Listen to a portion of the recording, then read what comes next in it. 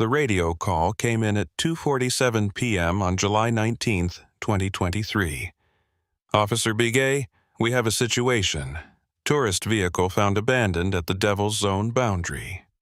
Driver's door open, engine running, personal effects inside. No sign of the occupant. My blood went cold. I knew what that meant. I'd known since I was 8 years old, listening to my grandmother's stories by the fire. Someone had crossed into Chiidi Biyagi, and according to tribal law and my badge, I had to go in after them. My name is Thomas Bigay, Navajo Nation Police, and this is the report I'm not supposed to file. The one about what really lives in the 40 square miles of cursed desert that my people have avoided for generations. Some places don't belong to us anymore. Some territories were never ours to claim. I was 20 minutes away when the call came in, patrolling Route 160 near the Arizona-New Mexico border. The July heat made the asphalt shimmer like water, temperature pushing 107 degrees even with the AC in my patrol unit running full blast. This was my 8th year with the Navajo Nation Police Department, and I knew every mile of the 27,000 square miles of reservation land we patrolled. Except for one area. One zone I'd never entered, never even driven close to unless I had to. Chiidi Biyagi, the Devil's Zone. "Dispatch, this is Unit 7, I said into my radio, my voice steadier than I felt. "Can you confirm the vehicle's exact location?" Unit 7, vehicle is parked at mile marker 14 on Boundary Road, approximately 50 yards from the northern perimeter markers. White Jeep Grand Cherokee, California plates. Registered to, I heard papers shuffling. Dr. Michael Chen, age 34, residence in San Diego. A tourist, of course, they always were. Any indication of duration? I asked, already knowing the answer would be bad. Negative. Vehicle was discovered by a local rancher about 30 minutes ago. Engine was still warm when he called it in, so we're estimating the abandonment occurred within the last 2 hours. 2 hours. In 107-degree heat, that could be fatal even without what waited in the Devil's Zone. 10-4, dispatch, I'm en route. ETA 15 minutes. I pushed the accelerator down, emergency lights cutting through the desert glare. As I drove, I couldn't stop thinking about my grandmother's words, spoken to me 20 years ago when I was just a kid riding my bike too close to the boundary markers. "Thomas," she'd said, pulling me aside with those weathered hands that had seen 87 years of desert life. "You see those stones? Those piles of rocks with the red paint? Those mark Chiidi Biyagi, the place where the devils live. Our ancestors put those markers there for a reason. Promise me you'll never cross that boundary. Not for money, not for dares, not for anything." "But Grandma," I'd asked with the fearless stupidity of childhood, "what's really in there? Is it dangerous animals?" She'd looked at me with eyes that held more sadness than fear. "Do ya need to go, Thomas? Don't say their names. Don't speak of what lives there. Speaking gives them power, draws their attention. Just know that some places belong to older things than us. The Devil's Zone is their territory and they protect it." I'd promised her that day, and for 30 years I'd kept that promise. Until today. I pulled up to mile marker 14 at 3:03 p.m. The white Jeep Grand Cherokee sat exactly where dispatch had described. Driver's door hanging open, engine off, but hood still radiating heat. The desert stretched out in all directions, red earth, scrub brush, and in the distance the distinctive rock formations that made this part of the Navajo Nation look like a postcard. Beautiful. Deadly.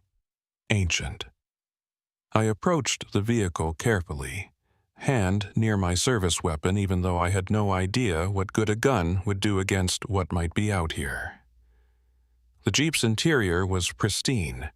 Rental agreement on the dashboard, half-empty water bottle in the cup holder, iPhone, charging cable still plugged into the USB port.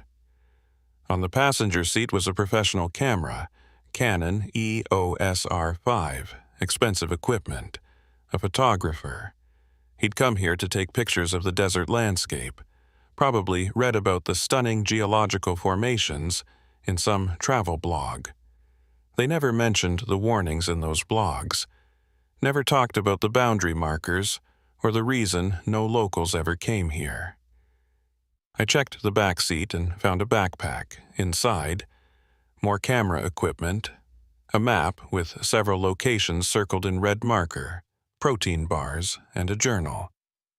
I flipped it open to the last entry, dated today, July 19th, 2:15 p.m., found the perfect spot for the golden hour shoot. The locals call this area Devil's Zone and have some superstitious warnings about it, but the landscape is absolutely stunning. Rock formations unlike anything I've seen. Planning to hike about a mile in to get the best angles. Should be back before sunset. I looked at my watch, 3:05 p.m. He'd been gone for 50 minutes, hiking into an area where my people had refused to go for generations. I keyed my radio. Dispatch, Unit 7, I've located the vehicle. Confirmed abandonment. Subject appears to have entered Chidi Biyagi on foot, carrying camera equipment. Requesting backup for search and rescue. Static, then. Unit 7, be advised. All available units are responding to a multi-vehicle accident on Route 491.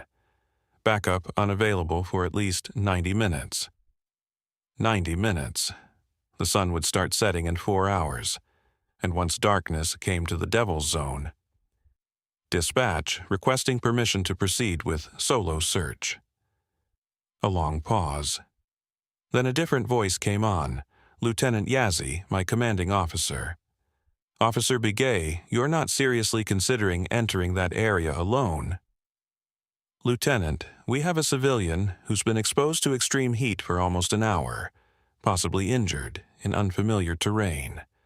Standard procedure requires. Standard procedure doesn't apply to Chidi Biyagi, and you know it. Yazzie's voice was tight. Thomas, I've been on the force for 23 years. In that time, we've had 6 incidents of people entering that zone. Not one of them came out alive. We found 3 of the bodies, eventually. Sir, I have to try. Another pause. This is unofficial, you understand? Your grandmother would kill me for approving this. You cross that boundary, you're on your own. Radio communication is spotty at best in there. GPS doesn't work reliably. You've got 4 hours of daylight. If you're not back by sunset, we're not coming in after you. Understood, sir. And Thomas? Take the ceremonial items from your truck. Your grandmother gave you those for a reason. The radio clicked off.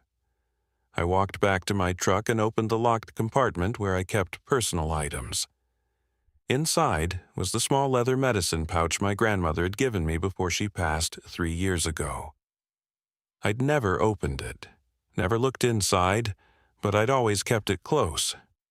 Next to it was a leather cord with a small turquoise stone, also from her.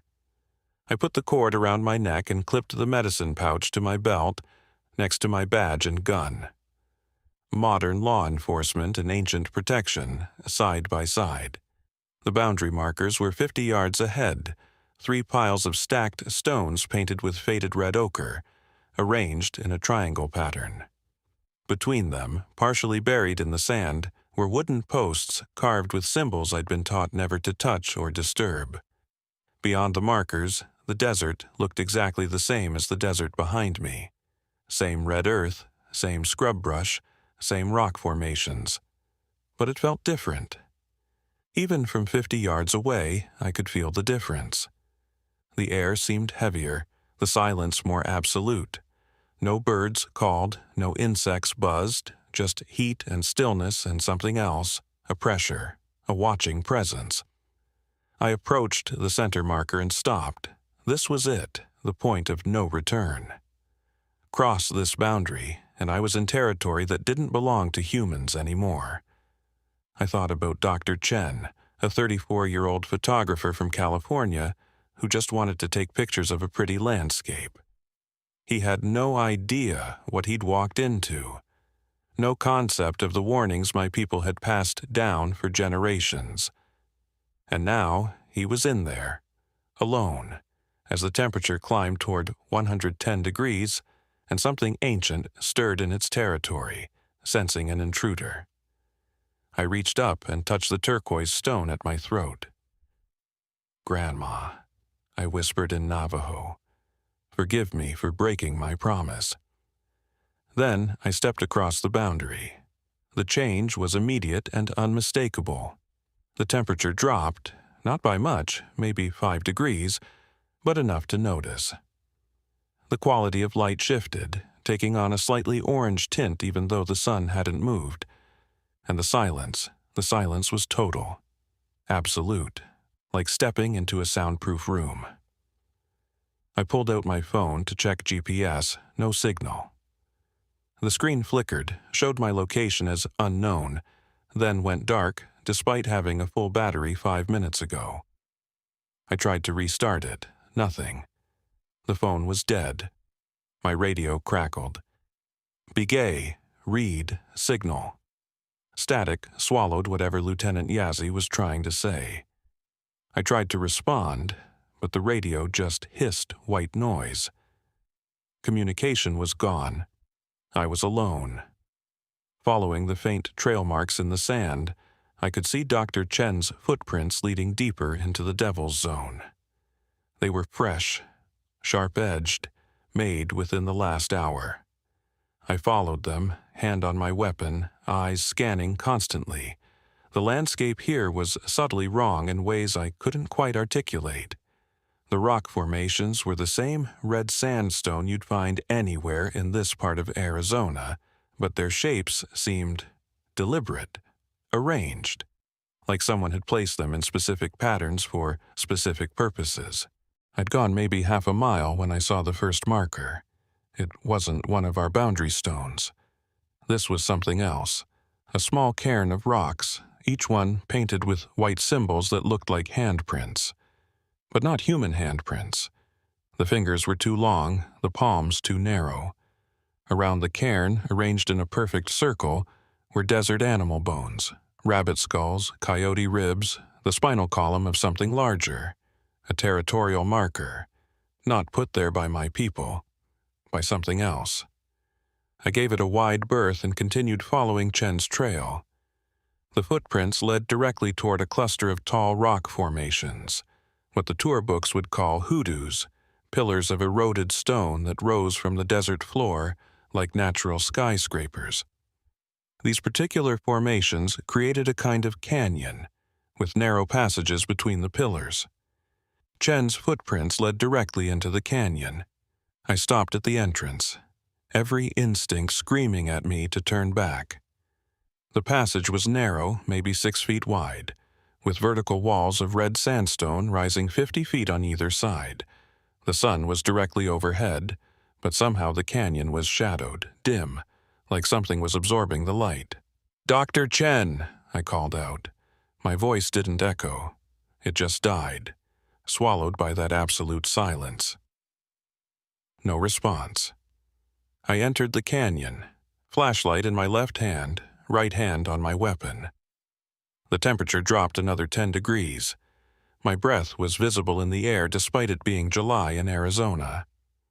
The walls were covered in ancient petroglyphs, figures that looked almost human but with 2 long limbs and heads shaped wrong. Between the figures were symbols I recognized from my grandmother's stories. Warnings, barriers, protection prayers carved by my ancestors centuries ago. The footprints continued deeper into the canyon. I followed, my boots crunching on sand that felt too soft, too dry, like it hadn't seen water in decades despite the monsoon season. That's when I heard it. Clicking sounds, rhythmic and deliberate, coming from deeper in the canyon. Not rocks falling, not wind. This was purposeful, measured, like someone clicking their tongue against their teeth. Click, click, click, pause, click, click, click. A signal, communication, something talking to something else. I froze, listening. The clicking came from ahead, maybe 100 yards deeper into the canyon. Then, from behind me, I heard an answering click. Same rhythm, same pattern. I was surrounded. My hand tightened on my weapon. "Dr. Chen, if you can hear me, respond." Silence. Then, from somewhere above me, on the canyon walls, I heard movement. Not footsteps. More like scrabbling, like something with claws pulling itself along the rock face. I looked up and saw it. It was maybe 20 feet above me, clinging to the vertical canyon wall in a way that should have been physically impossible. In the shadows, I could only make out a silhouette, roughly human-shaped, but wrong in every proportion. The limbs were too long, jointed in places limbs shouldn't joint. The head was turned at an angle that would have snapped a human neck, looking down at me with eyes that reflected my flashlight beam like an animal's. But this wasn't an animal. I'd hunted enough wildlife in my 30 years to know the difference. This was something that looked almost human, wearing something that might have once been human skin, but moved like a predator that had perfected the art of mimicry. Yi Nao Lu Shi. My grandmother's voice echoed in my memory. Du Ya Niltigo. Don't say their names, but I knew what it was, and it knew that I knew. The thing on the wall made a sound, not the clicking from before, but something worse, a laugh, almost human, but with too many harmonics like multiple voices layered together. It was mocking me, amused that I'd been stupid enough to enter its territory. Then it dropped from the wall. It didn't fall, it didn't climb down. It simply released its grip and landed in a crouch 20 feet below with no impact sound, no cloud of dust. Just silent, impossible movement. In the dimness of the canyon, I could see it more clearly now. It stood slowly, unfolding to a height of maybe 7 feet, wearing what looked like rags and animal skins stitched together. But beneath that, I could see skin that was too pale, almost gray, stretched tight over bones that bent in wrong directions. Its face was the worst part. Almost human, almost. Like someone had tried to sculpt a human face from memory but got the proportions slightly off. The eyes were too large, too dark, completely black with no visible whites. The mouth was too wide, stretching nearly ear to ear when it smiled.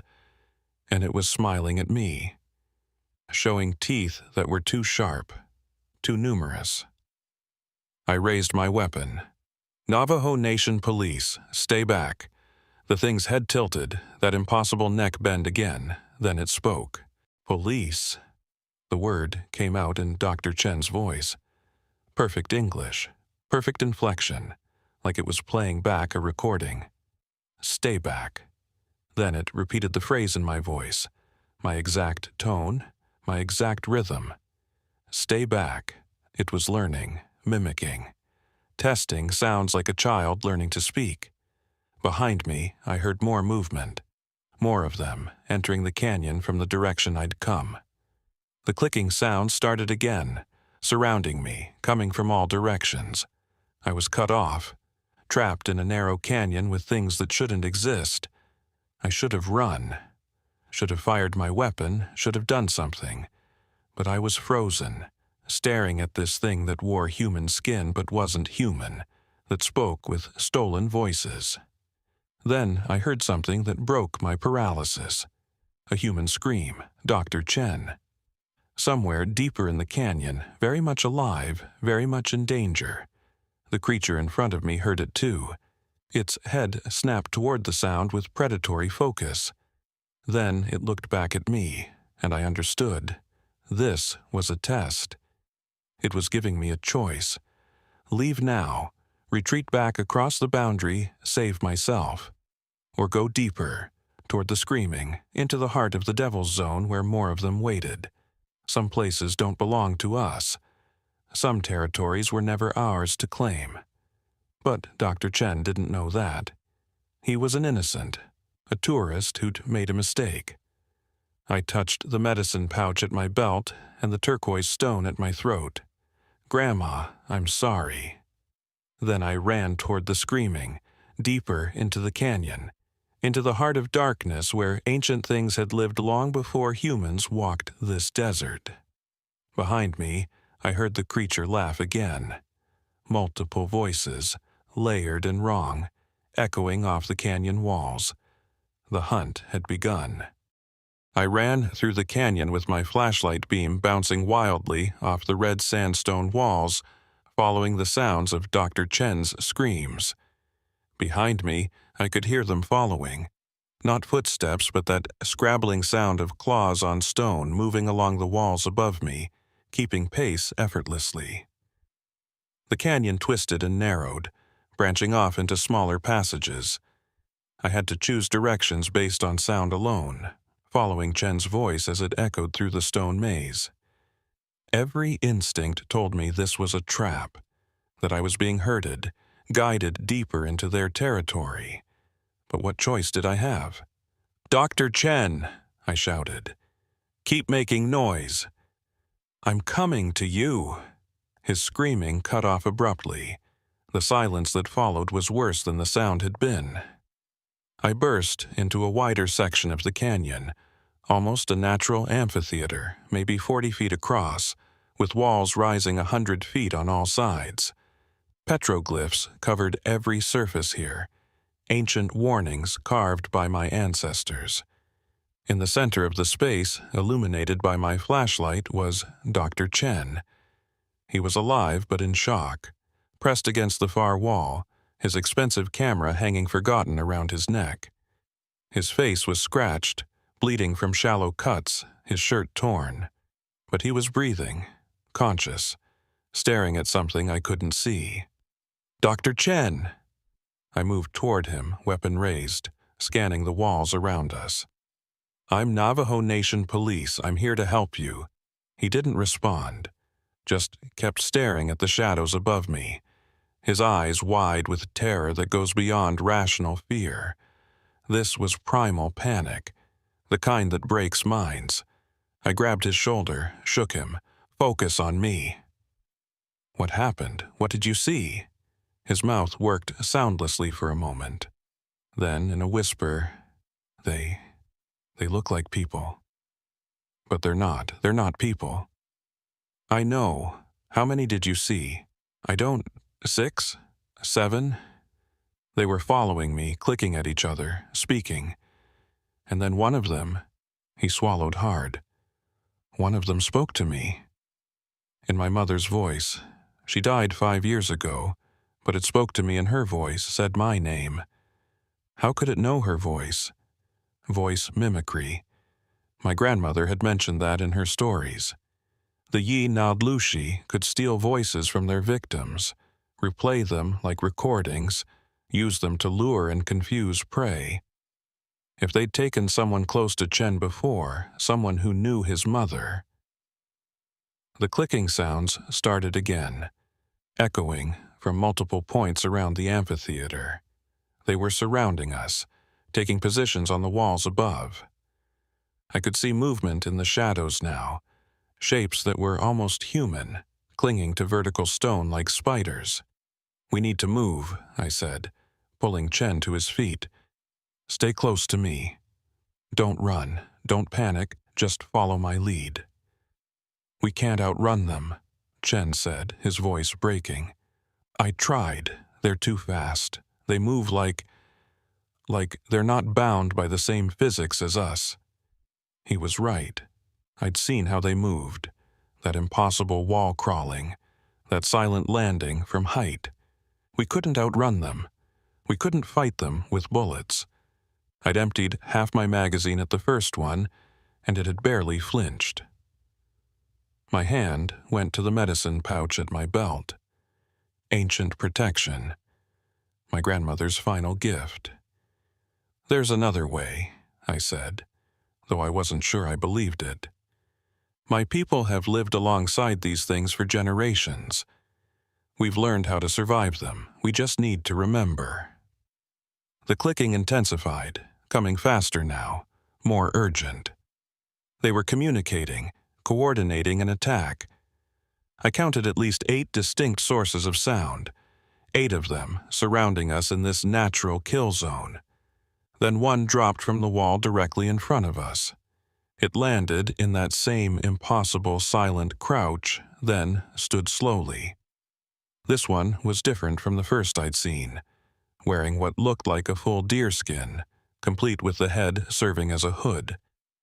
But the proportions were wrong. The skin hung loosely, like a poorly fitted costume.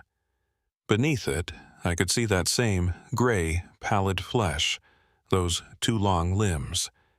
It tilted its head, studying us.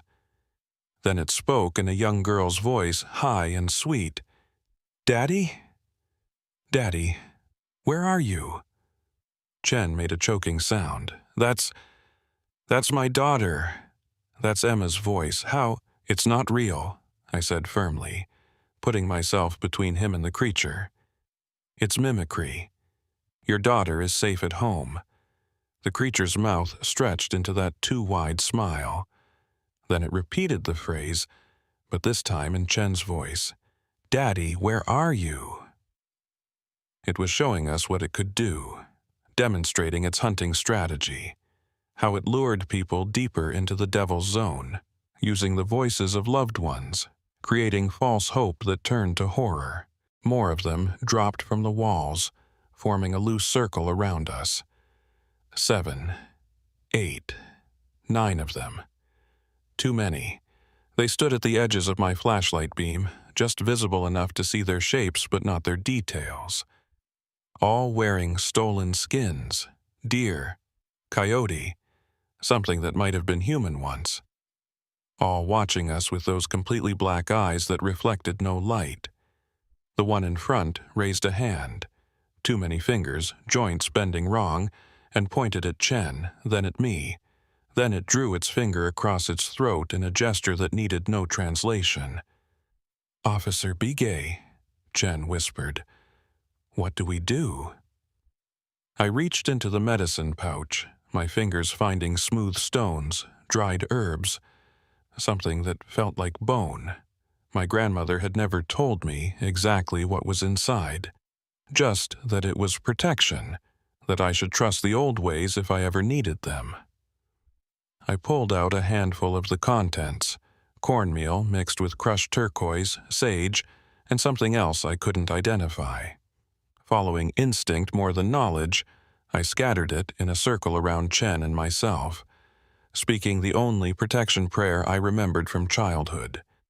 The words came haltingly, my Navajo rusty from years of speaking English on the job. "Hojo oji nasha," I walk in beauty, ta sho'odi, through protection. The creatures reacted immediately, not with fear, but with something else, respect, recognition. They didn't retreat, but they stopped advancing. The clicking sounds changed rhythm, becoming slower, more uncertain. The one in front tilted its head again, studying the circle I'd made. Then it spoke, and this time the voice was ancient, layered with harmonics that hurt to hear, speaking in Navajo that was older than any dialect still spoken. "You know the old words. You carry the old protections. Why do you enter our land?" It could speak. Really speak, not just mimic. This changed everything. "I'm here for him," I said, gesturing to Chen. "He didn't know this was your territory." He meant no disrespect. "Let us leave and we won't return." The creature made that horrible layered laugh. "You think you can leave? You think the boundary works both ways? You can enter the devil's zone, human, but you cannot leave unless we allow it." My blood went cold. The boundary markers only kept people out. They didn't guarantee safe exit. "What do you want?" I asked, though I feared I knew the answer. "This land is ours. has been ours since before your ancestors walked on two legs. We let your people mark boundaries, let you believe you had power to keep us contained. But we were never prisoners. We are guardians, protectors of something your kind should never find. Protectors of what? The creature pointed with that too long finger toward a passage at the far end of the amphitheater, a crack in the stone barely wide enough for a person to squeeze through. You entered our territory. You invoked the old protections, so you must be shown. You must understand why this place is forbidden. We just want to leave, Chen said, his voice shaking. Please, I have a daughter, I have a family. Then you should not have come here. The creature's head swiveled to face Chen with that impossible neck rotation. The curious ones always come. With cameras, with maps, with disrespect. You see our sacred places and call them geological formations. You photograph our warnings and post them on your internet for entertainment. You take and take and take and give nothing back. There was anger in that layered voice. Not animal rage, but something more terrible. The cold fury of an ancient intelligence that had watched humans encroach, disrespect, violate sacred boundaries for generations. I'm sorry, Chen whispered. I didn't know. I'll leave. I'll never come back. I'll tell everyone to stay away. You will do all of that, the creature agreed. But first, you will see. You will understand. Then you will carry that understanding back to your people, and maybe, some of them will finally listen to the warnings. The circle of creatures parted, creating a clear path to that narrow passage. An invitation, or a command. I looked at the passage, then at the creatures surrounding us. And if we refuse, then we will add your skins to our collection, and your voices to our songs. And next month, when the curiosity seekers come looking for you, we will use your voices to lure them deeper. The circle continues. Chen grabbed my arm. Officer Bigay, what are they talking about? What's in there? I didn't know. My grandmother's stories had never gone this far. She'd told me to never enter the devil's zone, but she'd never explained what it was protecting, what these things guarded so fiercely. But we had no choice. The protection circle I'd made was already starting to fade as wind blew the cornmeal away. My grandmother's medicine could buy us time, earn us respect, but it couldn't fight 9 of these things. We go forward, I said.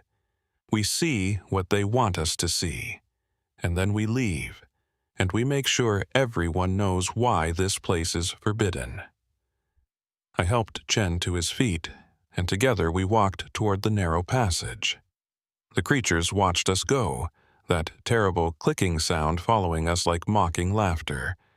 As we entered the crack in the stone, I heard the lead creature speak one last time, in a voice that might have been my grandmother's, though that was impossible. Some truths are meant to be witnessed, Thomas, even when they break you. The passage was barely wide enough for our shoulders, forcing us to turn sideways and shuffle through.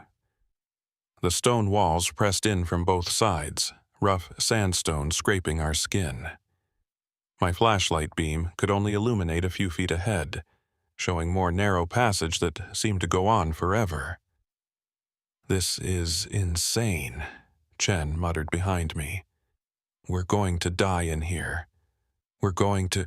Keep breathing, I interrupted. Focus on following me, one step at a time. The passage twisted and turned, sometimes descending, sometimes climbing over rock falls. I lost all sense of direction. Couldn't tell if we were going deeper into the devil's zone or somehow circling back toward the boundary. The temperature dropped further, had to be in the 60s now, impossible for July in Arizona. Then the passage opened up. We emerged into a massive underground cavern, so large my flashlight beam couldn't reach the far walls. The ceiling disappeared into darkness above us, but there was light, a faint green phosphorescence coming from the walls themselves, some kind of bioluminescent lichen or mineral deposit that painted everything in an eerie glow. And in that green light, I saw what the creatures had been guarding. The cavern floor was covered in artifacts, not natural formations. These were clearly made, clearly intentional.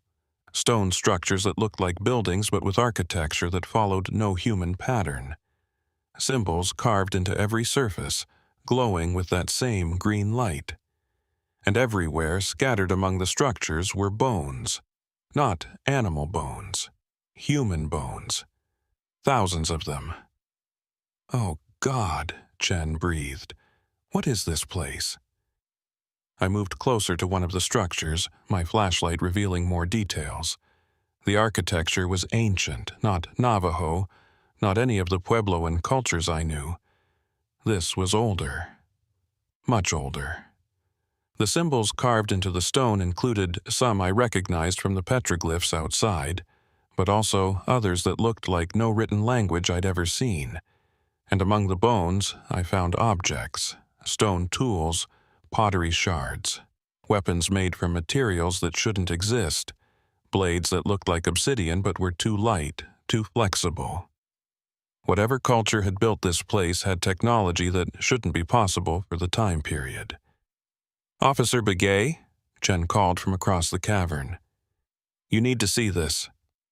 I found him standing in front of a massive stone wall covered in carvings. As I approached, my flashlight revealed what he'd found. A pictographic history, telling a story in images that spanned the entire wall.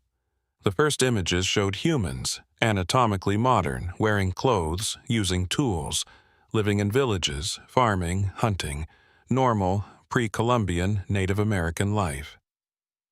Then the images changed. Something came from below, from beneath the earth. Creatures that walked upright but weren't human. The pictographs showed them attacking villages, taking people, wearing their skins. But the next images were more disturbing. They showed humans and these creatures coexisting, trading. The creatures brought gifts from underground, metals, stones, knowledge. The humans provided food, shelter, tribute, an alliance, or maybe slavery. The later images showed conflict. Humans trying to seal the underground passages, trying to trap the creatures below. Massive battles, thousands dead. And then the final images. Boundaries being established, markers being placed, an agreement reached. This is a treaty, I realized. The boundary markers aren't just warnings. They're terms of an agreement. Our ancestors made a deal with these things. They stay in their territory, we stay in ours. But what are they? Chen asked. What are these creatures? I thought about my grandmother's stories about the Yi Nallushi. I'd always assumed they were evil spirits, demons from folklore. But looking at this history, I understood differently. They're not monsters, I said slowly. They're the original inhabitants. They were here before humans came to this land. When our ancestors arrived, they were already here, living underground, coming up to hunt. And our ancestors made a deal.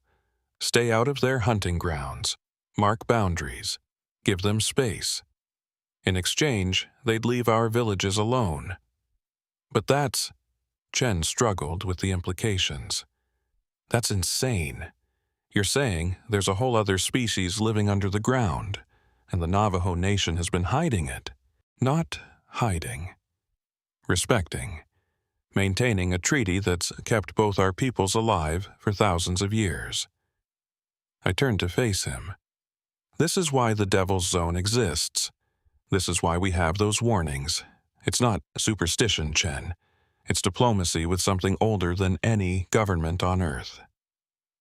A voice echoed through the cavern. That same layered, ancient voice. Now you understand. The creatures emerged from passages around the cavern, moving silently despite their size. 9 of them, plus more behind. Dozens, maybe hundreds, living in this underground complex. The lead one approached us, and in the green light I could see its features more clearly. The gray skin wasn't diseased or dead. It was adapted for underground life, like a deep-sea creature's flesh. The eyes weren't black from evil, but from evolution and darkness. The two long limbs made sense for climbing through narrow passages. The voice mimicry was how a predator species adapted to hunt in the dark. They weren't demons. They were people. A different kind of people, but people nonetheless. "Your ancestors understood this," the creature said, gesturing to the pictographic history. "They saw us as we are, made peace, established boundaries. But each generation of humans forgets. They see the warnings and think superstition. They cross the boundary thinking adventure. And we must remind them again and again why the agreement exists." "By killing them?" I asked. "By protecting our territory? By maintaining the boundary? Would you let strangers walk through your home, taking photographs, treating your sacred places as curiosities?" Its head tilted. "We show mercy to those who show respect. The rest become lessons." Chen was staring at the bones covering the cavern floor. All these people.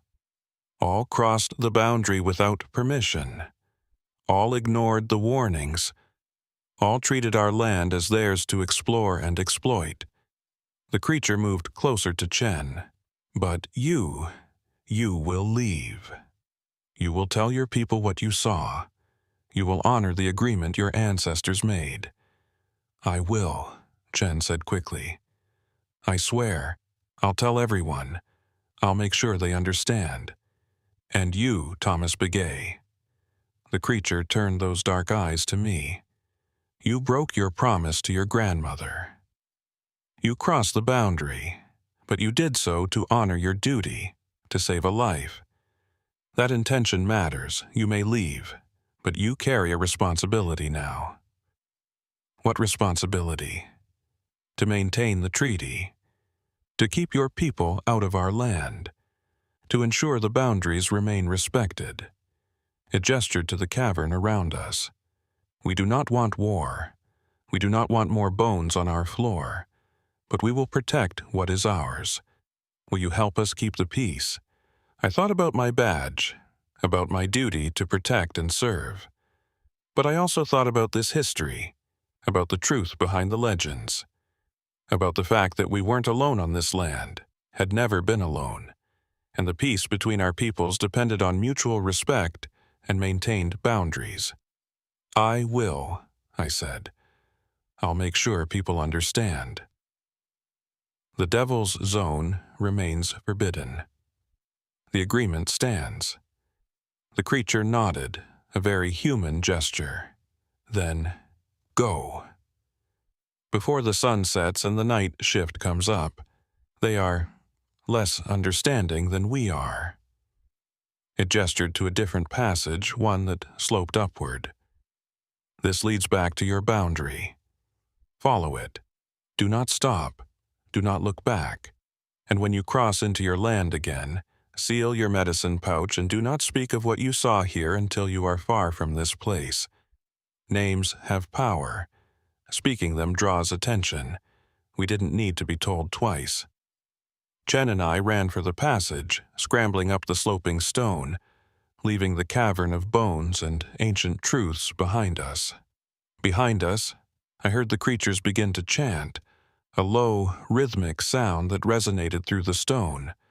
Not threatening, almost respectful. Like a farewell ceremony. We ran through passages that seemed shorter than they should be, that twisted less than I remembered. Magic, maybe, or just mercy, letting us leave quickly before something changed, before the night shift came.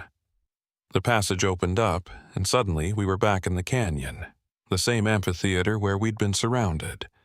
But now it was empty, just red stone and ancient petroglyphs. And ahead I could see the narrow canyon leading back toward the boundary markers. The sun was setting, painting the sky orange and red. We'd been in there for hours, though it had felt like less. Time moved differently in the Devil's Zone. We ran, not talking, just running. Through the canyon, past the bone cairns, following the trail back to the boundary markers. My legs burned, my lungs screamed, but I didn't stop. Neither did Chen. The boundary markers appeared ahead, those 3 stone piles with red ochre paint. Freedom, safety. The world where physics worked normally and creatures didn't wear stolen skins. We burst through the boundary and collapsed on the other side, gasping for breath in the normal desert heat that now felt welcoming after the cold of the Devil's Zone. My patrol truck was where I'd left it. Chen's rental jeep still sat with its door open. The sun was setting, casting long shadows. My radio crackled to life. "Unit 7, this is dispatch." "Do you copy?" I grabbed it with shaking hands. "Dispatch, Unit 7, I copy. Civilian located and recovered. We're safe. We're out." 10-4, Unit 7, medical and backup are en route. Are you injured?" I looked at Chen, who was sitting on the ground staring at his hands, his camera forgotten around his neck. Physically, we were scratched, dehydrated, exhausted. But mentally? Spiritually? "Negative, dispatch. We're not injured, but I'm going to need to speak with Lieutenant Yazzie immediately. And..." I paused, choosing my words carefully. "And we're going to need to update our boundary protocols." Behind us, as the sun dipped below the horizon, I heard one last sound from beyond the markers, that clicking communication echoing in the gathering dark. They were still there, still watching, still waiting for the next person to cross the boundary and need to be taught the lesson. Some territories don't belong to us. Some agreements must be honored. And some truths are too dangerous to speak aloud. The Devil's Zone remained forbidden. And now I understood why. The backup units arrived 20 minutes after we crossed the boundary. 3 patrol vehicles, an ambulance, and Lieutenant Yazzie in his personal truck. I'd never been so glad to see headlights cutting through the desert darkness. The paramedics descended on us immediately, checking vitals, treating our cuts and scratches, asking the standard questions about confusion, disorientation, heat exhaustion. Dr. Chen answered in monosyllables, still in shock, staring at nothing. I gave them enough information to satisfy protocol without revealing anything about what we'd actually seen. Lieutenant Yazzie pulled me aside while the medics worked on Chen.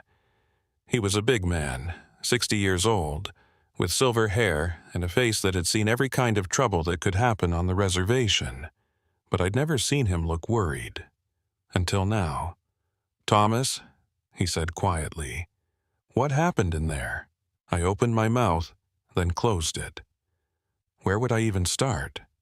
How could I explain underground caverns full of bones, creatures that wore stolen skins, treaties carved in stone that predated the United States by millennia? "We found Dr. Chen," I said finally. "We encountered them, the ones my grandmother warned me about." Yazzie's face went still. "Ye naud Lushi?" I nodded. "And more. Much more. Lieutenant, we need to talk, but not here. Not near the boundary." He understood immediately. "Your grandmother was right about names having power? Everything she said was right. The warnings, the boundaries, all of it. And we need to make sure people understand this isn't superstition. Come by the station tomorrow morning, early. We'll talk." He glanced at the boundary markers, then back at me. "I'm glad you made it out, Thomas. Not everyone does." The ambulance took Chen to the hospital in Tuba City for observation. I followed in my patrol truck, my hand still shaking on the wheel. Every time I glanced in the rearview mirror, I half expected to see something clinging to the back of my vehicle, following me home. But the night remained normal. Stars overhead, cool desert air, distant lights of houses and towns, the regular world where physics worked and creatures stayed in their proper forms. At the hospital, I stayed while they examined Chen. He'd be fine physically, dehydrated, minor cuts, mild sunburn, but his eyes had that 1,000-yard stare I'd seen in combat veterans, people who'd witnessed something that fundamentally changed their understanding of reality. While he was in examination, his phone began buzzing with messages. Cell service was back now that we were far from the devil's zone. I watched as notification after notification appeared on his screen, texts from his wife, worried emails, missed calls from his daughter Emma, the same daughter whose voice the creature had stolen and used against him.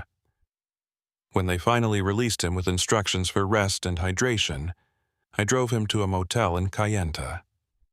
He sat in the passenger seat, silent, clutching his camera like a lifeline.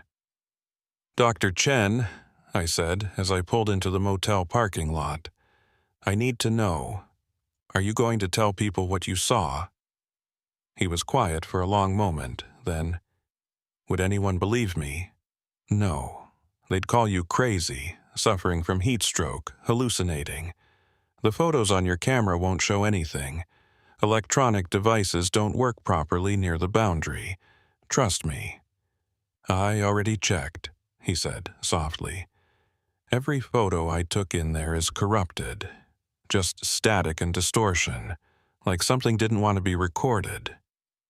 They didn't. And honestly, that's better for everyone." He turned to look at me and I saw tears in his eyes. "How do you live with this? Knowing what's out there? Knowing that just a few miles from normal civilization, there's something that shouldn't exist? The same way my people have lived with it for generations. We respect the boundaries. We pass down the warnings. We maintain the treaty." I met his eyes. "The question is, can you do the same?" "I have a daughter," he said. "She's 7 years old. She wants to grow up to be a wildlife photographer like her dad. And now I know that if she ever comes to this part of Arizona, if she ever sees those boundary markers and thinks, 'I wonder what's past there.'" He couldn't finish the sentence. "Then you tell her," I said firmly. "Not the details. Those are too much for a child.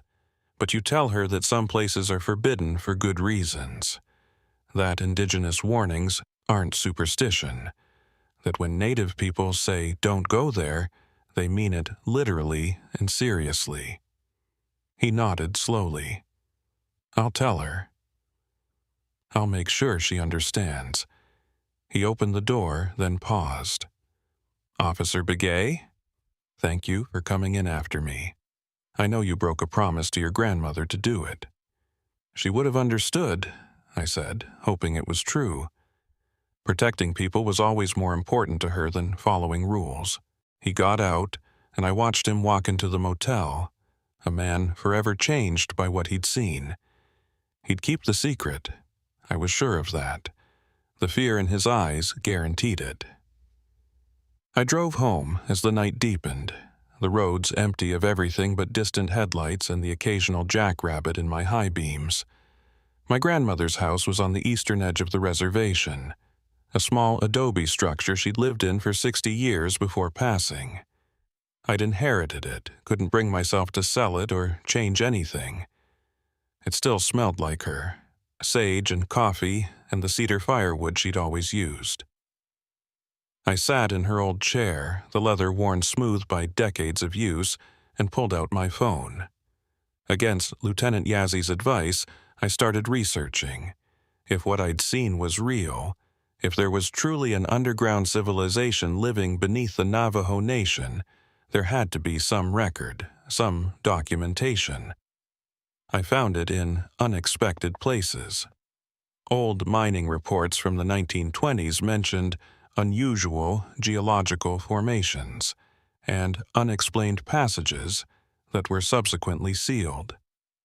A government survey from 1957 noted anomalous thermal readings beneath certain areas of the reservation. A USGS report from 1983 mentioned echo patterns inconsistent with known cave structures beneath the area now marked as the Devil's Zone. Someone knew. Multiple someones over multiple decades. But the information had been buried, classified, dismissed as anomalies. Then I found something that made my blood run cold. A newspaper article from 1956 archived in the Navajo Times. The headline read, "Tribal Council reaffirms traditional boundaries following survey controversy." I read the article 3 times. Between the diplomatic language and careful wording, the story was clear. The U.S. government had wanted to survey the area now known as the Devil's Zone for possible mineral deposits. The Tribal Council had refused, citing sacred ground and traditional boundaries. There had been protests, negotiations, threats. And then, mysteriously, the government had backed down. The survey was canceled. The land was designated as culturally sensitive and removed from any future development plans. What had the government surveyors found? What had they seen that made them agree so quickly to leave that land alone? I thought about those bones in the cavern. Thousands of them. Not all of them looked ancient. Some had been wearing synthetic fabrics, modern shoes. Recent additions to the collection. How many government workers had crossed that boundary in 1956? How many had never come back? How many bodies had it taken for the message to be received? Leave this land alone or face consequences? My phone buzzed. A text from Lieutenant Yazzie. My office, 7 a.m. Bring your grandmother's medicine pouch.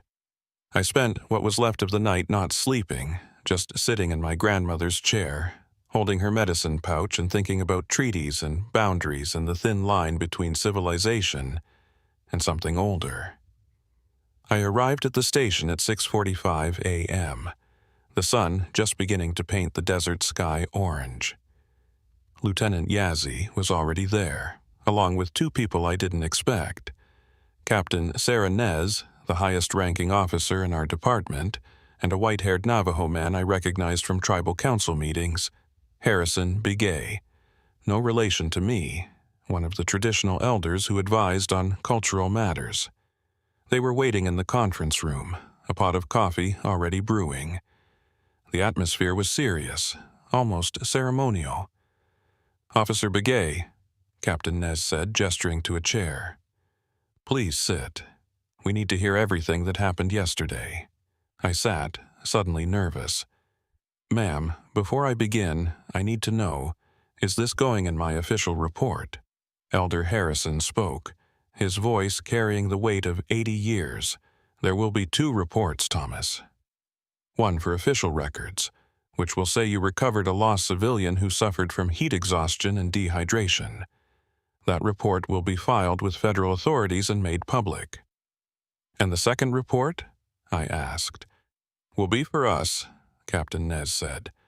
"For the Navajo Nation leadership. For the record we keep of interactions with the others.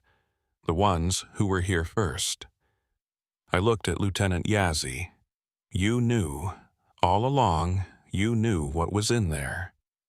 "I suspected," he admitted.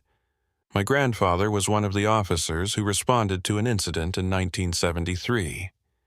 3 college students crossed the boundary on a dare. Only one came back, and he never spoke again. Just stared at nothing until he died 6 months later. My grandfather told me stories before he passed, made me promise to keep people out of that area." "How many people know?" I asked. Elder Harrison answered, "In the tribal leadership, maybe 30. Among the traditional families, hundreds. We've been maintaining this secret for generations, Thomas, not because we enjoy lying, but because some truths are too dangerous to speak openly. The creatures, they told me about a treaty, an agreement between our ancestors and them." The elder nodded slowly. "Yes, the first treaty. made when our people arrived in this land over 1,000 years ago. We found them already here, living underground, hunting on the surface. There was conflict at first, many deaths, but eventually we learned to coexist. They stayed in their territories, we stayed in ours. The boundary markers were part of that agreement. But people keep crossing, I said. Yes, because each generation forgets. The warnings become legends, then myths, then curiosities. People stop believing. He leaned forward. That's why we need detailed testimony from people like you, Thomas. People who've crossed the boundary and returned. Your testimony will be added to the secret record, the true history we keep. And Dr. Chen will give his testimony, then be quietly paid to leave Arizona and never return, Captain Nez said. It's happened before. We have a discretionary fund for exactly these situations. I thought about that. How many people over the years had crossed the boundary, survived, been paid to forget and relocate? How much money had the Navajo Nation spent maintaining this secret? What happens if the secret gets out? I asked. If someone goes public? Lieutenant Yazzie and Captain Nez exchanged a look. Finally, Yazzie spoke. It's happened 3 times since I've been on the force. In 1991, a backpacker wrote a blog post about desert demons he'd seen. Made it sound like a creative fiction piece. Got some attention online. He disappeared 6 months later. They found his car abandoned at the boundary markers. Jesus, I breathed. In 2004, a documentary filmmaker wanted to investigate Native American cryptids. We denied his permit requests, but he came anyway. His body was found a week later, 50 yards past the boundary. Cause of death listed as exposure, but Yazzie trailed off.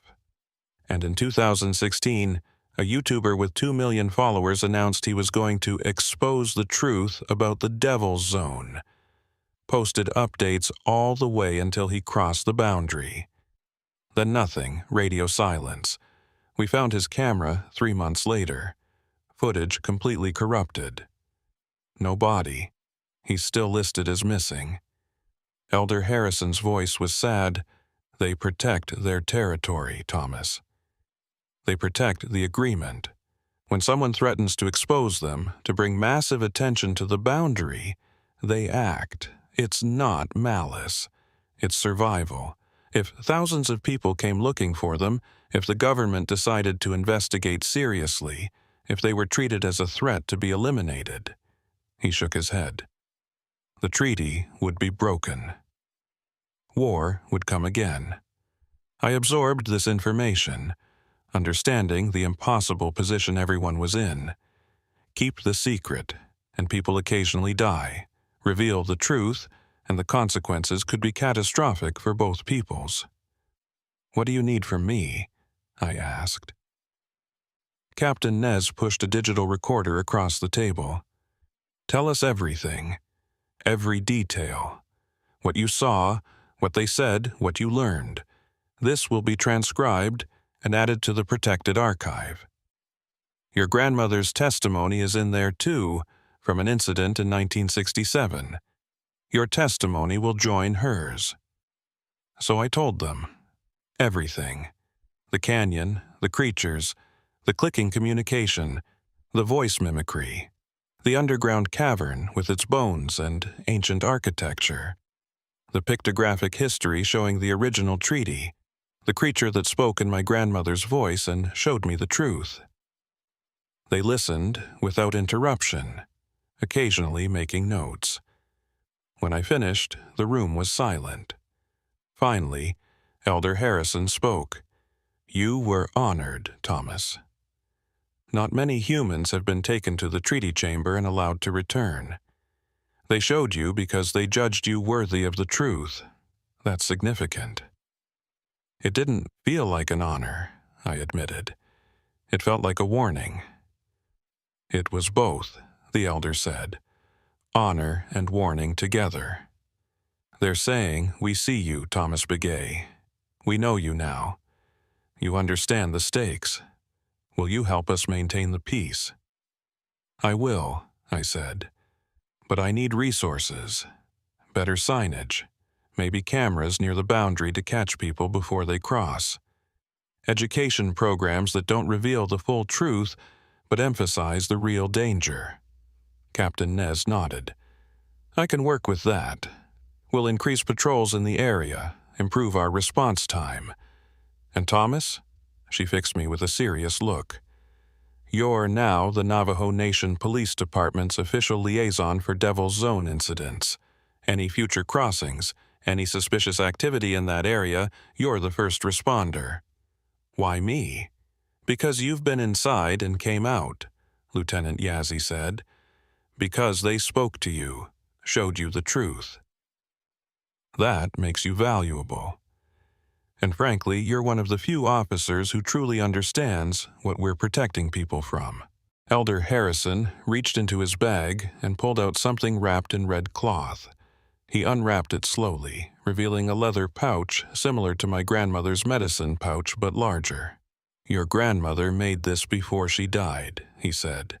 "She told me to give it to you if you ever cross the boundary. She knew you would, eventually. The calling runs in your blood. Your great-great-grandfather was a treaty keeper, too." I took the pouch, feeling its weight. "What's inside?" "Stronger protections than what you carried yesterday. Herbs blessed by our medicine people, stones from sacred sites, prayers written on paper made from yucca fiber. If you're going to be our liaison, you need proper protection." He looked me in the eyes. "This doesn't make you invincible, Thomas. But it will earn you respect from the others. They'll recognize the medicine. Know you carry our people's authority." I tied the pouch to my belt next to my badge and gun. 2 kinds of authority. 2 kinds of protection. "There's one more thing," Captain Nez said, pulling out a folder. "Dr. Chen signed this an hour ago. It's a comprehensive non-disclosure agreement along with a payment of $50,000 from our discretionary fund. He's agreed to never return to Arizona and never speak publicly about what happened. He leaves tomorrow morning." "You worked fast," I said. "We've had practice. This is the 14th incident in the last 10 years alone. People keep coming, keep ignoring the warnings." She closed the folder. "That's why your work is so important, Thomas. Every person we stop before they cross is a life saved. Every tourist we turn back is a potential crisis averted." The meeting ended, but Elder Harrison asked me to stay for a moment. When we were alone, he said quietly, "Your grandmother would be proud of you. Breaking the promise to save a life, that's what she would have done too." "She told me the creatures used her voice," I said. "How did they know what she sounded like?" The elder was quiet for a moment. "Then your grandmother crossed the boundary once, Thomas. In 1967, to rescue a little girl who'd wandered in. She never told you because she made you promise never to go, and she didn't want to seem like a hypocrite. But the creatures remember. They keep the voices of everyone who crosses.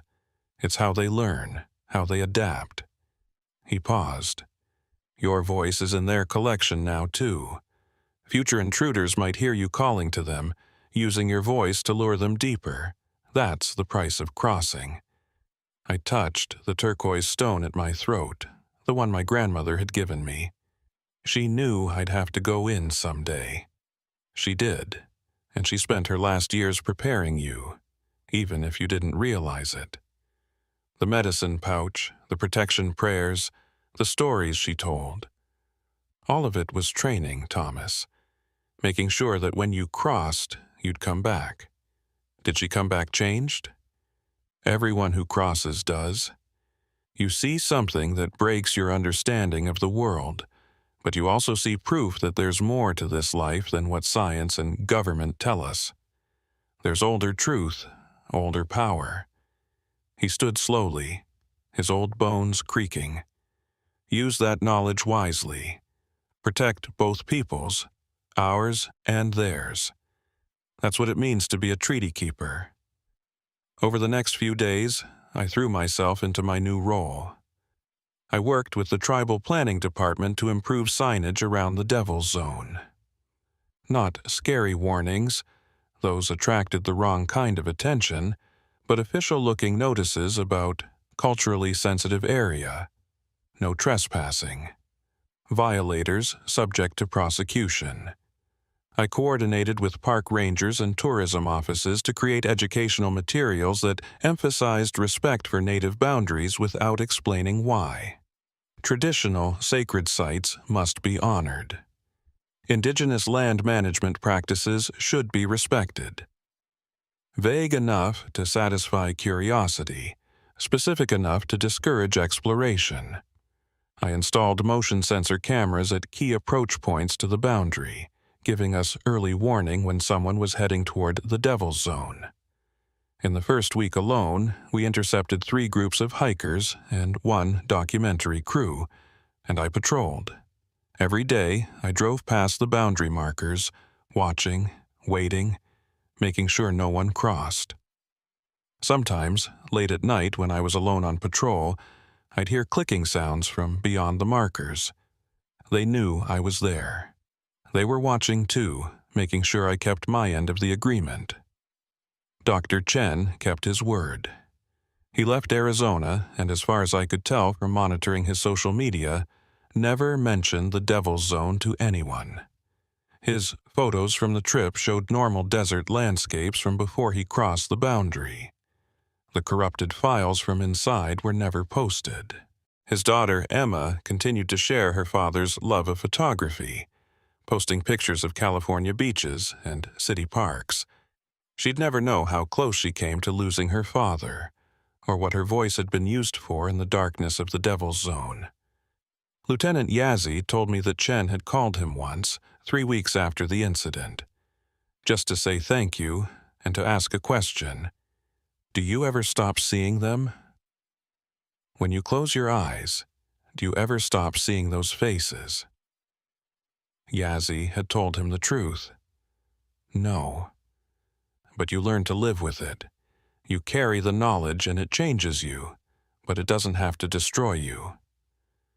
I thought about that a lot, about carrying impossible knowledge, about the weight of secrets that could never be shared, about what it meant to stand between 2 worlds, protecting both. One evening, exactly a month after the incident, I was patrolling near the boundary at sunset when my radio crackled with that familiar static, no words, just static. I pulled over and got out of my truck, watching the boundary markers as the sun painted them orange and red. And there, just beyond the markers, barely visible in the gathering darkness, I saw one of them, standing upright, watching me. Even from 100 yards away, I could see those dark eyes reflecting the sunset. We stood like that for several minutes, neither moving. 2 sentries, each watching their side of the boundary. Then, slowly, deliberately, the creature raised one hand, not in threat, in acknowledgement, recognition, respect between 2 beings who understood the importance of what they protected. I raised my hand in return. The creature turned and melted back into the shadows beyond the boundary, gone as if it had never been there. I got back in my truck and continued my patrol, the new medicine pouch heavy at my belt, my grandmother's turquoise stone warm against my chest. Some territories don't belong to us. Some agreements must be honored, and some truths are too dangerous to speak aloud. But someone has to know. Someone has to remember. Someone has to stand at the boundary and make sure the treaty holds. That someone is me now. Treaty keeper. Boundary guardian. The man who knows what lives in the Devil's Zone and why it must remain forbidden. My name is Thomas Beggy, and this is the testimony I can never officially file. But I'm filing it anyway. Because future officers will need to know. Future treaty keepers will need to understand. And when someone eventually crosses the boundary again, because they always do, whoever goes in after them will need to know what they're walking into. Some knowledge is meant to be passed down. Some warnings must be preserved. This is mine. 6 months have passed since I crossed the boundary. In that time, I've stopped 43 people from attempting to enter the Devil's Zone. 43 lives saved because I was there to turn them back. Most were angry. Called me power tripping, accused the Navajo Nation of hiding something. One Instagram influencer with 800,000 followers tried to live stream his crossing until I arrested him. His followers watched him complain about tribal authoritarianism. None of them knew I'd just saved his life. But some understood. The ones who felt that wrongness at the boundary, who sensed they were entering territory that didn't welcome humans. Those people listened when I explained about sacred sites and cultural respect. For the truly curious, I'd mention missing 411. People who cross this boundary don't come back. We don't know exactly why. Dangerous terrain, easy to get disoriented. But the statistics are clear. Is your curiosity worth your life? Fear works better than respect, unfortunately. I've also spent these months studying the protected archive Elder Harrison gave me access to. The secret record goes back centuries. Testimonies from treaty keepers, encounters with the others, the slow evolution of our relationship. I found my grandmother's testimony from 1967. She'd crossed to save a little girl named Sarah. Her account matched mine almost exactly. The temperature drop, the clicking sounds, the underground cavern. But there was something she never told me. The creatures had offered her a choice. Save the girl and leave, or stay and learn the full truth. She'd chosen to leave. In her notes, written in shaky handwriting, I chose my family over knowledge. But someday, one of my descendants will make the other choice. I pray they're strong enough. I'd made that choice. I'd stayed, learned, and now carried that burden. In late January, 7 months after Chen, everything changed. My radio crackled with an emergency transmission from inside the Devil's Zone. A woman's voice, terrified. "Rachel Winters, photographer. Crossed yesterday. They're hunting me. Please help." She'd been in there overnight, almost unheard of. I called dispatch, reported the situation. "Thomas, you know we can't send backup in there," Lieutenant Yazzie said. "If you cross, you're alone." "I can't leave her, sir." I gathered my equipment and both medicine pouches, then crossed the boundary. The change was instant. Temperature drop, silence, that orange tint to the air.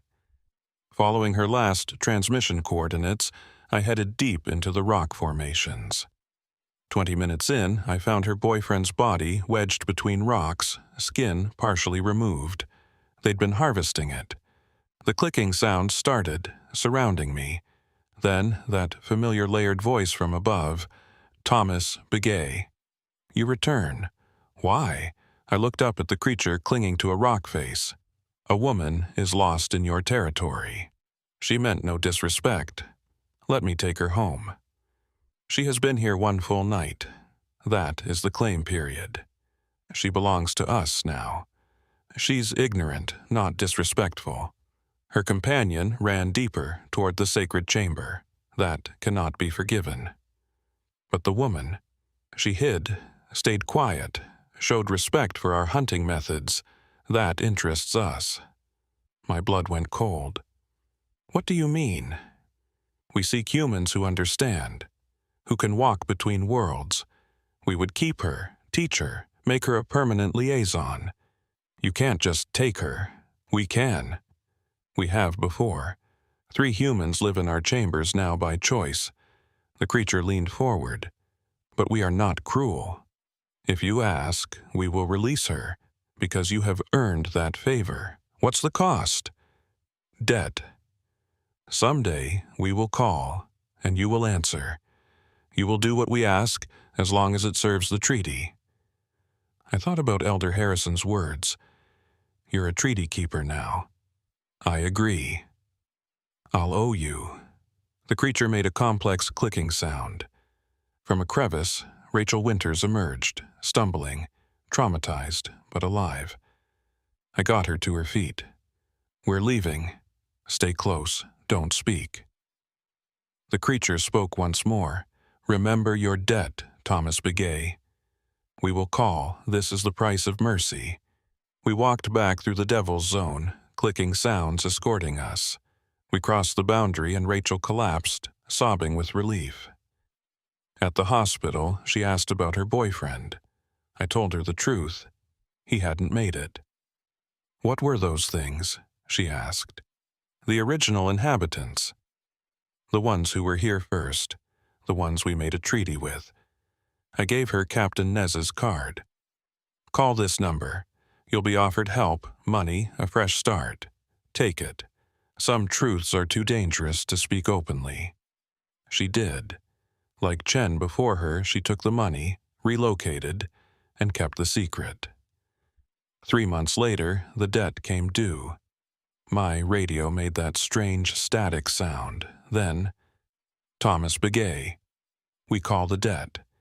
Come to the 3rd marker at sunset. Come alone." I arrived as twilight fell.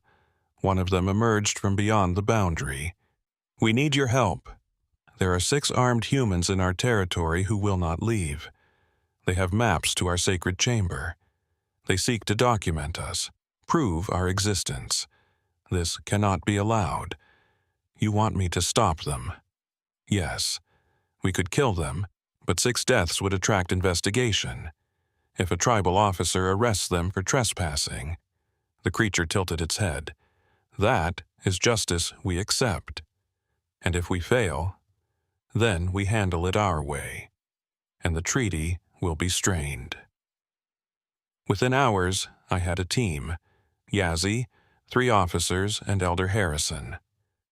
We crossed the boundary at dawn, 6 officers in tactical formation.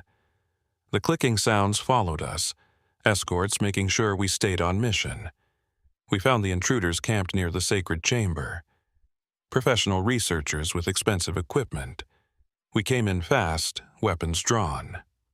"This is tribal land," Yazzie said. "You're trespassing." "We're documenting ancient ruins," one protested. "There's evidence of non-human civilization." "Quiet," I said, glancing at the rocks above where they watched. "Whatever you found is protected. You need to leave. Now." We arrested them, confiscated their equipment, made sure the legal consequences were severe. Their footage would be suppressed, their findings dismissed. The treaty held. The secret remained. Both peoples continued their coexistence. As I stood at the boundary that evening, Elder Harrison joined me. "You did well, Thomas. Your grandmother would be proud. How many more times will I have to do this?" "As many as needed. That's what it means to be a treaty keeper. Your grandmother carried this burden. Now you do. I'm writing this in 2024, 1 year after I first crossed. In that year, I've made 6 more crossings. I've brought out 4 people alive. 2 I couldn't save." Dr. Chen kept his word. Never returned, never spoke publicly, but he sent me a letter. "I think about the Devil's Zone every day. Sometimes I wonder if I should have stayed. But then I look at my daughter, and I know I made the right choice. Thank you for giving me that choice." Rachel Winters also stayed silent. She calls every few months just to talk to someone who understands. "The nightmares never stop," she says, "but they get easier." As for me, I continue my patrols, continue to stop people from crossing, continue to maintain the boundary, and sometimes, late at night, I hear them clicking beyond the markers, not in threat, in acknowledgement. We coexist, uneasily, but we coexist. Last month, Elder Harrison passed away at 92. At his funeral, his granddaughter gave me his journal. Decades of testimony from treaty keepers going back 4 generations. His final entry was addressed to me. Thomas, the treaty isn't just about fear and boundaries. It's about respect between peoples who share land. The others aren't our enemies. They're our oldest neighbors. Your generation can transform this relationship from fear-based separation toward actual partnership. That's my hope for the future. Make it yours, too. I've made that my mission. I still patrol, still stop crossings, still maintain the treaty. But now when I give talks about respecting boundaries, I teach it's not just about fear. It's about honoring other people's space. I don't tell them about the creatures, the underground civilization, the harvest of voices. They're not ready. But I teach respect. I teach that indigenous warnings come from real experience. That forbidden doesn't mean superstitious. It means boundary we must honor. And late at night, I leave offerings at the markers. Tobacco, cornmeal, sacred herbs. The way we honor neighbors. Sometimes I find return gifts. Carved stones, braided grasses, once a perfectly preserved feather from deep caves where such things don't naturally exist. We're building something. Slowly, across a 1,000-year-old boundary. Not friendship. Our peoples are too different. But understanding, mutual respect, recognition of shared existence. The Devil's Zone remains closed. The boundaries remain marked. The warnings stay in place. But now I understand they're not prison walls keeping monsters contained. They're respectful borders between sovereign peoples. My name is Thomas Begay. I'm 38 years old, a Navajo Nation police officer and a treaty keeper in a tradition stretching back centuries. This has been my testimony for future generations. To whoever reads this, honor the boundaries. Respect the treaty, protect both peoples. The others aren't monsters. They're different people who were here first. Some territories don't belong to us, but that doesn't mean we can't be good neighbors. Walk in beauty. Hojo Jinasha.